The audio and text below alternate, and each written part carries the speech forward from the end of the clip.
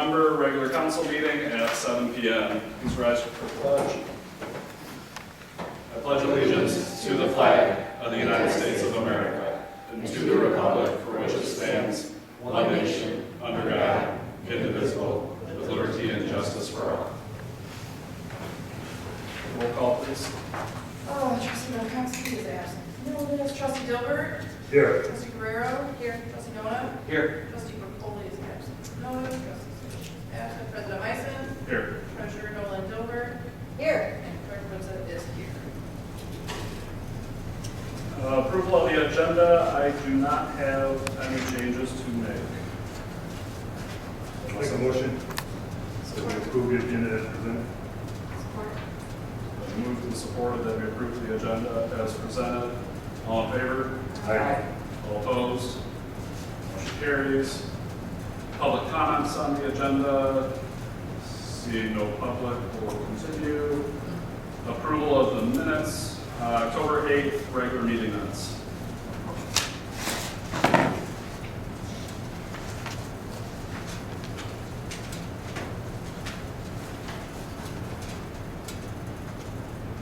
I'll motion to approve the regular meeting minutes for October 8th. Support. Moved and supported that we approve the meeting minutes from October 8th. All in favor? Aye. Aye. All opposed? Motion carries. Consent agenda.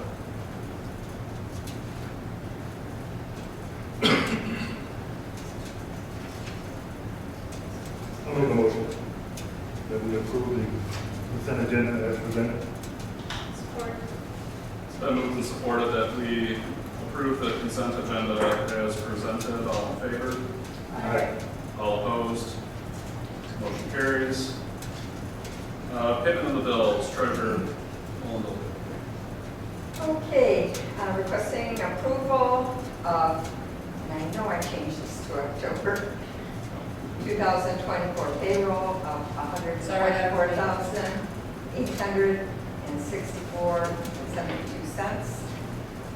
And the bills to be paid for October 2024, $279,773.24, for a total of $404,637.96.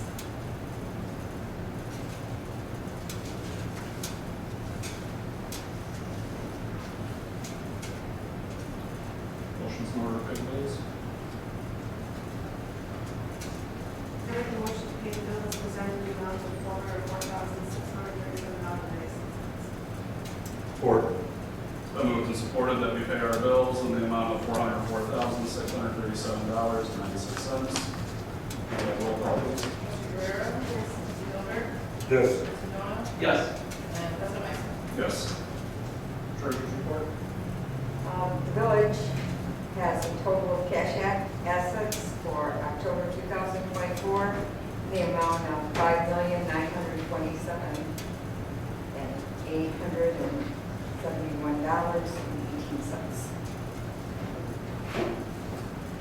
I make a motion to receive and file treasurer's report, $5,927,818. Support. It's been moved and supported that we receive and file the treasurer's report. All in favor? Aye. All opposed? Motion carries. Communication and committee reports. Clerk Woodson. The agenda items for December are due by the end of November, please.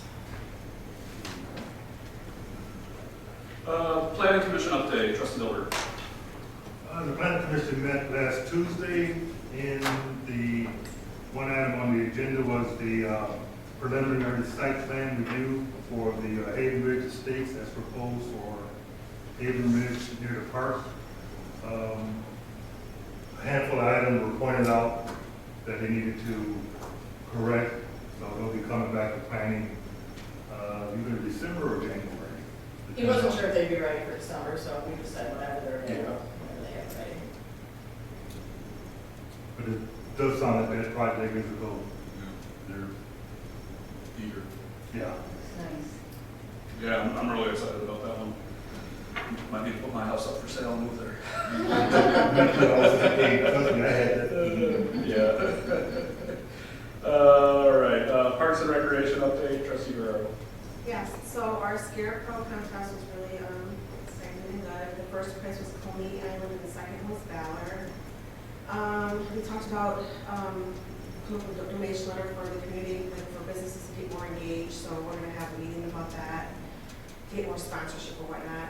And then we have Tree of Lights, November 30th, just for the community. And then community dinner is the 22nd of November, right? Yep. Yeah. And that's really about it. Thank you. All right, unfinished business, outdoor cafe ordinance. There was posted for the 30 days, now, was that what you guys to approve it? There, I did change it to there's a 30-day waiting period between the application and permit being issued, so the fire department and everybody else can review all of the plans. That's the only change that was made. Any questions on the ordinance? We'll just gone through planning, and we have a number of planning members here. The ordinance is number 404. If somebody likes it. Oh, 405, sorry. Just have one comment, if I may. It's nice to be able to lead this type of ordinance. It is. It's a long time coming for the community, and I hope more establishments take a look at what they can do to create outdoor seating, especially in the warm months. And, you know, that's a thing that has really become quite popular in other communities. And we need to, and the fact that Carter's was the first to do this, and I don't know, but I hope they had some success at it. I took advantage of it a few times. There you go. All right, any other comments, otherwise motions in order? I'll make a motion that we approve the outdoor cafe ordinance number 405. Support. It's been moved and supported that we approve the outdoor cafe ordinance number 405. Roll call, please.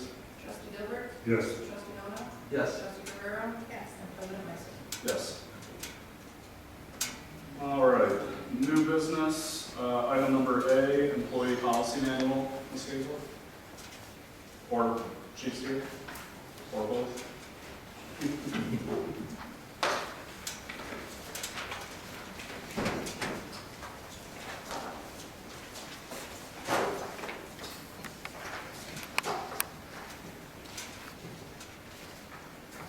I may go first, okay. So what you have in front of you is a proposal by Lexipol Solutions. Lexipol Solutions is a third-party company that evaluates our policies, our procedures. It keeps everything up to date as the laws change. We, as a village, the last time we've had a employee handbook, if you will, was 2007.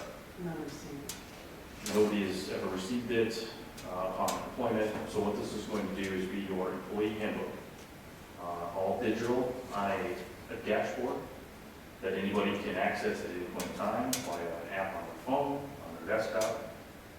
Basically, it's going to be a CUIA for the village to have all these policies and procedures in place proactively and not reactively if something happens. So this company would be able to update us as the laws change and so on and so forth. It's a really good solution. This is for all departments, including elected officials. So it's a very good umbrella for policies and procedures for the village as a whole. So today we're looking for the approval of $4,453.20 in order for us to start this program. Sandy, myself, and Marcus will then take the entire month of December, tailor them to the Village of New Haven, along with all of our union contracts. So this is going to take the place of union contracts. Ordinances, policies that we do in place, we'll be review to make sure that they're in compliance with them. We also have, if you don't realize it, we basically have 50 employees, if you count all the officials and committees that we have. And this will be an umbrella, you know, for conduct and everything else for everybody to follow. There'll be a dashboard there that everybody can look at and do that. We want to put up all our emergency response programs up there so that we can go through that stuff also. One of our goals is every January that everybody gets up. You have to review this, and this, and have a checklist to make sure that everybody reviews it. And so this will be a very good source for all of us. He's already has some of that stuff in place with what he has. But we found this policy, he found this policy, where that, you know, an umbrella for all of us. Most of it will be covering, a lot of it was directed towards the fire department and police department and stuff like that, public service. But some of the stuff was also directed more to DPW, like MDOT and stuff like that. So we need stuff like that happening, OSHA, stuff like that. The policy that they had for the admin was not that broad. His was more broad, and we could entail our stuff, put our stuff. Incorporate everything as a whole, right? So we don't want to have, like, office having one set of policies, fire, DPW, maybe elected officials, right? We wanted to bring everything under one umbrella to, you know, really streamline what the village is doing now and in the future. Any questions? So the $4,000 is that just the upfront, and is there an annual? That's just Okay. an upfront cost, and we will probably have that for a couple of years at $4,400, correct, yearly. But we also have, there's fire training and rescue stuff that we can use. Some of the stuff that, like, Daniel, he has, there's solutions like active shooter and stuff like that, that training, stuff like that, that he can pass on to all of us as employees and stuff like that. Right, so every January, every first quarter of every year, all of the fire department goes through trainings in that first quarter. Sexual harassment, ethics, diversity, active shooter, all the stuff that the office should be doing, DPW, elected officials. It also brings up, you brought up the emergency plan, right? I'm sure probably 2 or 3 of you have ever seen our emergency operations plan. Now, this will be put on the dashboard to say, look, if something happens, train around it, you know, tornadoes, look, you have a job, you have a job, you have a job. Now that's all going to be down there. Our goal again for 25 as well is to supplement this, is to actually have a tabletop incident where we come in and say, look, there's going to be a train derailment, and these are your job duties, my job duties. We learned that, you know, that's a little bit of our deficiency is the planning and pre-planning for any type of incidents in the village. So that is something that to look forward to in 2025. And this is going to be a major part of everything that's going to go on. He's not the only one that has the ERP plan. Also, you know, the water department has an ERP plan where we have, well, just like the instance that happened at 24 and North Avenue. That's where we learned that our eyes opened, that, you know, nobody knew about who was supposed to be where, what, when, and stuff like that. So each department has some kind of emergency plan in place that nobody knows about. And this way we can put everything on an umbrella and everybody will know what we need to do, what we need to take care of. Also, too, we like to start putting policies and procedures in place, protocols, chain of command, what we can do, you know, what other training things that we can set up for all employees so that they are well versed in training for what they need to do for their job. So this is part of the hiring process also, if the employee that comes on, it's kind of like, you know, most organizations have a learning point, active shooter. Right, so this would be the handbook moving forward, where if you were to get hired, here you go, here's your name, your password, you have to do X, Y, and Z. You've got 7 days to do it before your hire date, and that's how we would start to document, right? We may have had this stuff on, but we're not doing a good enough job of documenting. Yes. Yeah, it's done. Trustee, you did do this, we talked about this, but, okay, where's the piece of paper that said this, right? So, again, we're trying to take the liability off the village-wide offerings, programs, and moving forward. Because most organizations do have that, like I know my company does too, you know. It's part of the- I'm sure you do some sort of, harassment, Yeah. sexual harassment, ethics, diversity, I'm sure that's all stuff that you guys have to do on a daily basis that we're not doing right now, that this program will allow us to do that in the future. And the proposal is only for 12 months, right? So it's not a multi-year contract? No. So to Trustee Dilbert's point, if we get through the 12 months and we determine that there haven't been any updates necessary. I mean, we don't necessarily have to renew every year. I mean, the dashboard will go away, yes. Oh, the dashboard would go away, though. That's, Dashboard, yeah, that's good the point. problem. Good point. Absolutely. So again, it's a company that, and all the stuff that they have in their policies, we've read a little bit of, we have a couple of examples here, but they're all vetted through the MCL State of Michigan, through lawyers. So it's not something we're just gonna make up and say, look, you need to wear the color of the blue shirt from here on out. It's all stuff that's vetted, basically it's gonna cover the bill. Of course, if we're gonna be changing the kind of policy that we do have in place, we'll be coming back with you for approval. It's gonna take us a good month.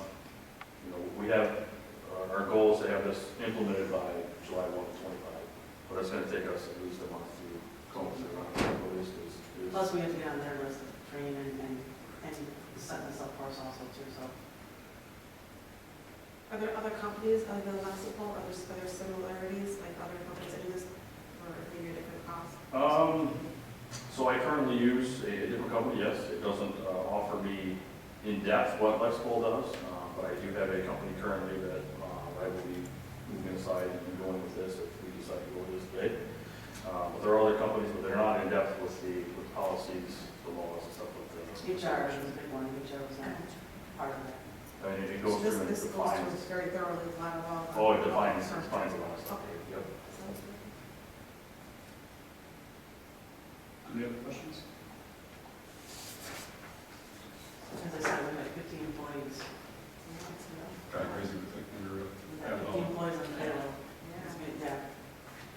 So then once this is in place, implemented, they're gonna start taking their classes, is that right? The employees are. Yeah, it's gonna take us a bit, right? It'll take us a bit to build everything, but our goal is to implement the policy at least by January. And then if we get to the first quarter, I'm not 100% sure, but for sure by the second quarter.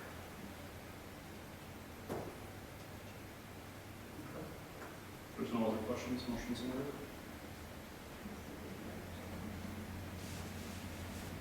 I make a motion to approve Lexipol employee policy manual at the cost of, I think it's $4,453.20.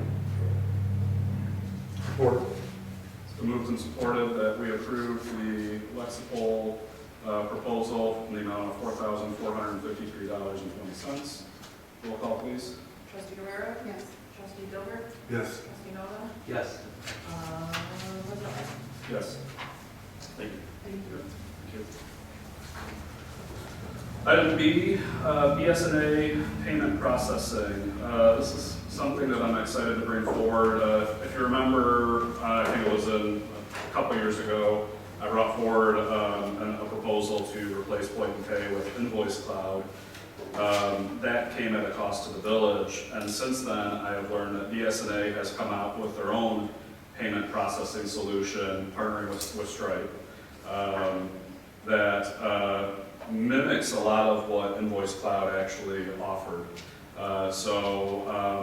It's actually 100% integrated with BSNA. You can go out to their page, you search for your account, either by address, parcel, or name.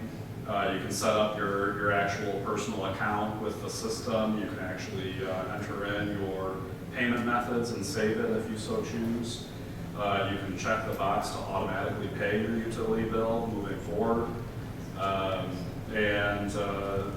All in all, I did an analysis in Excel. There's a gap from $85 to $100 where Point and Pay is a little bit cheaper than what the BSNA transaction fees are. But even then, their Point and Pay was cheaper by less than $1 in most cases. So it really wasn't that big of a difference in the bill. Otherwise, in every other price range from 0 to 85 and from 100 plus, the BSNA transaction fee was actually cheaper. So it would be a benefit to the residents. The only cost, and I triple confirmed this because believe me, I felt like this was way too good to be true. The only cost to the village is to replace the credit card processing machines at a cost of $350 each. We have two, one on each of the windows. So $700 total, no other cost to the village. The transaction fee is the only thing that BSNA charges, and that gets passed on to the resident who's paying the bill.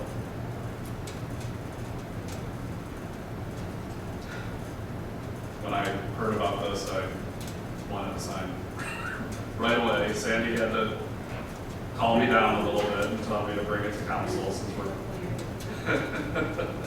changing the vendor, potentially changing the vendor of who we use. But I mean, all in all, honestly, there's really no negative that I could see. The payment processor is much more current with Stripe, so they can actually do, all the credit cards. They can actually use Apple Pay, Google Pay, Tap to Pay. If you're willing to give the money, they'll take it with that credit card machine. So. And for people who are already paying, if they're paying through their bank, that this isn't going to impact them. They still send the payment through their bank to the village. So where the ones that this really impacts are the people that either pay online through BSNA's website, or if they come in here and they want to use like a credit card or credit card, or, well, if it's cash is cash. Yeah. So. Thoughts? You don't take a credit card at the window right now? They do, yeah. We have the current credit card machines through Point and Pay. The credit card fee though through Point and Pay is kind of expensive, in my opinion. And it varies so much. It's really weird. There was a email chain in the village listserv where people were asking who to use for payment processing and what are your fees.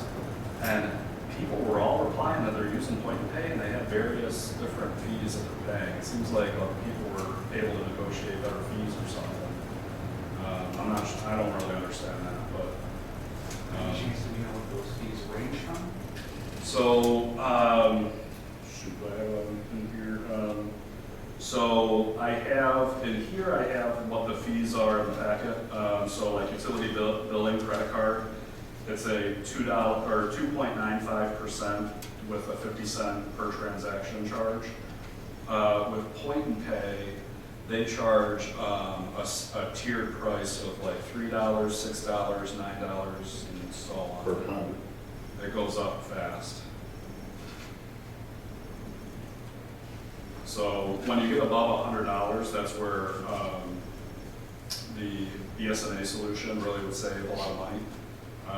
Because, yeah, the 2.95% comes out to be a lot cheaper than Point and Pay.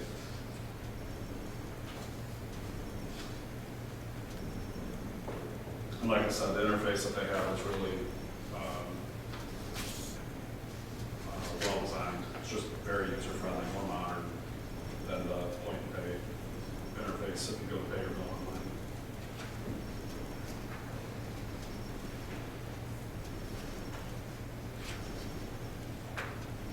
Any questions?